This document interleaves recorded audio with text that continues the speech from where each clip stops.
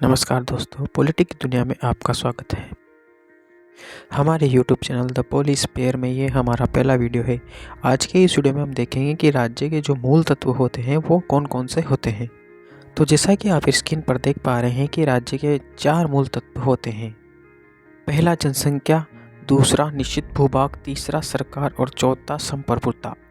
अब आइए इनको एक एक करके समझते हैं। राज्य का पहला तत्व होता है जनसंख्या।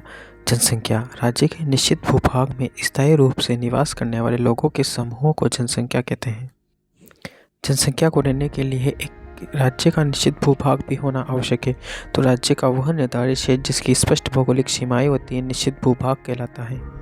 अब जनसंख्या को चलाने के लिए वहाँ पर एक सरकार का होना भी आवश्यक है।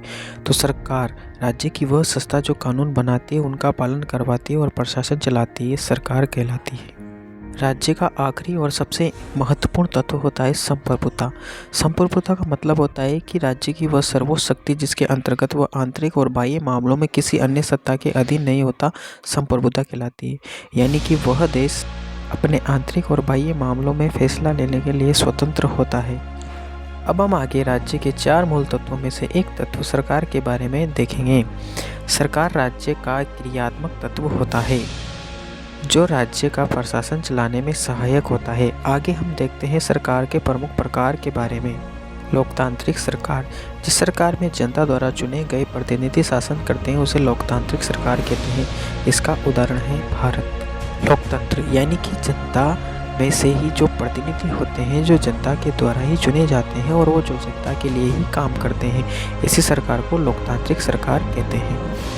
राजतंत्रीय सरकार, जिस सरकार में शासन किसी राजा या रानी के हाथ में होता है उसे राजतंत्रीय सरकार कहते हैं। उदाहरण ब्रिटेन। तानाशाही सरकार, जिस सरकार में सारी सत्ता एक व्यक्ति या एक दल के पास होती है उसे तानाशाही सरकार कहते हैं। उदाहरण उत्तर कोरिया।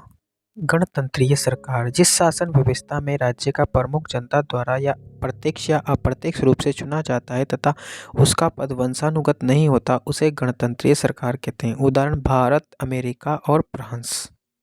आगे हम सरकार के स्तरों के बारे में देखते हैं। सरकार के स्तरों में पहला स्तर होता है केंद्रीय सरकार। जो सरकार पूरे देश पर शासन करती है उसे केंद्रीय सरकार कहते हैं। उदाहरण भारत सरकार। सरकार का अगला स्तर राज्य सरकार। जो सरकार राज्य स्तर पर शासन करती है उसे राज्य सरकार कहते हैं। उदाहरण के लिए राजस्थान सरकार। सरकार का अगला स्तर है स्थानीय सरकार। जो सरकार स्थानीय स्तर पर प्रशासन चलाती है उसे स्थानीय सरकार कहते हैं। उदाहरण के लिए ग्राम पंचायत, नगर पालिका, नगर निगम। आगे हम देखते हैं सरकार के प्रमुख अंगों के बारे में। सरकार के प्रमुख स्तरों में पहला होता है विधायिका, जिसका कार्य होता है कानून बनाना, संशोधन करना और सरकार पर नियंत्रण रखना, जिसके उदाहरण है संसद और विधानसभा। सरकार का दूसरा अंग होता है कार्यपालिका, जिसके कार्य होता है कानूनों को लागू करना और शासन प्रशासन चलाना, जिसमें आते हैं राष्ट्रपति, प्रधानमंत्री, मुख्यमंत्री और उनकी मंत्रिपरिषद। सरकार का तीसरा अंग होता है न्यायपालिका, जिसका कार्य होता है कानूनों की व्याख्या करना और न्याय प्रदान करना। उदाहरण के लिए सर्वोच्च न्यायालय और उच्च न्यायालय। हमने देखा सरकार के स्तर के बारे में। सरकार के 3 स्तर होते हैं, केंद्र सरकार, राज्य सरकार और स्थानीय सरकार। और राज्य के 3 अंग होते हैं, विधायिका, कार्यपालिका और न्यायपालिका।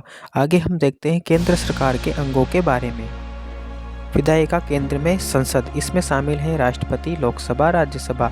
इनका कार्य होता है कानून बनाना, बजट पारित करना, कार्यपालिका पर नियंत्रण रखना।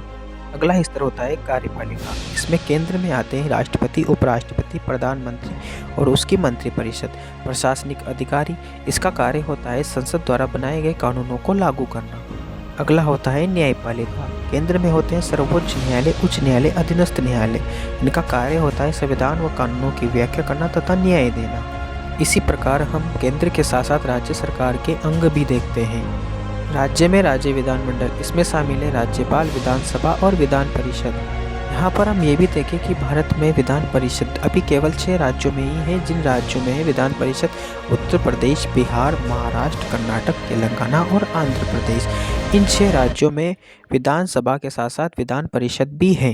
राज्य की कार्यपालिका में आते हैं राज्यपाल, मुख्यमंत्री, मंत्रिपरिषद और प्रशासनिक अधिकारी। राज्य की न्यायपालिका में आते हैं उच्च न्यायालय, जिला एवं अधीनस्थ न्यायालय। आगे हम देखते हैं स्थानीय सरकार के अंग के बारे में। स्थानीय सरकार के अंगों में पहला होता है ग्रामीण स्थानीय सरकार। इसे पंचायती राज व्यवस्था कहते हैं। इसके 3 अंग होते हैं: ग्राम पंचायत, पंचायत समिति, ब्लॉक स्तर, जिला परिषद। इसका कार्य होता है गांवों का विकास करना, स्थानीय प्रशासन, जन कल्याण के कार्य करना। स्थानीय सरकार के अंगों में दूसरा होता है शहरी स्थानीय सरकार। इसके प्रमुख अंग होते हैं नगर निगम, नगर पालिका, नगर पंचायत। इनके कार्य होते हैं शहरों में सफाई, सड़क, पानी, प्रकाश, स्थानीय सेवाओं की। तो इसी प्रकार हमने आज देखा कि जो राज्य के मूल तत्व होते हैं 4, उनमें से एक तत्व होता है सरकार। सरकार के स्तरों के बारे में, सरकार के अंगों के बारे में और सरकार के प्रकार के बारे में।